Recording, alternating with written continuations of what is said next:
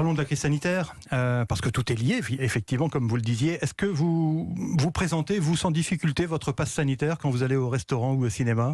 Alors, je me suis fait vacciner dès que j'ai pu et j'ai mon passe sanitaire et je le présente évidemment, mais ceci dit, cette question de la manière dont on gère des crises majeures et la manière dont on surveille la population au moment de ces crises est une question fondamentale et démocratique. Ça vous gêne ? Et oui, ça me gêne que l'on soit obligé de montrer patte blanche à chaque fois. Par contre, j'incite vraiment à aller se faire vacciner et je trouve qu'on n'a pas fait suffisamment d'efforts pour aller vers les personnes non vaccinées. Je regardais les chiffres en venant, il y a 1 personne sur 5 de plus de 80 ans qui n'a pas encore été vaccinée aujourd'hui.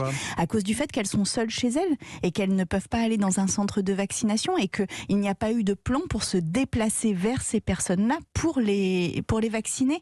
Et on voit en Guadeloupe qu'il n'y a pas non plus, ou en Martinique, qu'il n'y a pas eu cet effort pour aller vers la population la plus fragile. Il y a aussi localement un problème culturel, historique.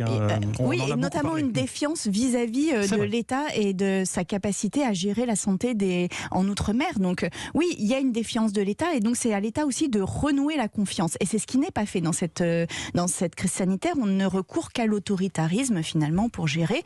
Et aujourd'hui, je pense qu'on est en overdose de ça. Autoritarisme, c'est ce que vous dites dans... Oui, c'est l'autoritarisme quand on impose à ce point-là de montrer ce passe sanitaire partout où que l'on aille, que ce soit décidé sans accord des territoires, sans concertation avec la population, que ce soit juste imposé par une déclaration aux 20h. Enfin, oui, là, on est en train de laisser des parcelles de démocratie qui vont pourtant nous être très précieuses dans la gestion des crises futures. Vous soutenez les manifestants du samedi comme on peut les appeler, qui dénoncent les atteintes à la liberté individuelle. Attention, je redis, il faut se faire vacciner. Hein. Ouais. Et vraiment, j'ai pas de doute là-dessus. Faisons-nous vacciner massivement.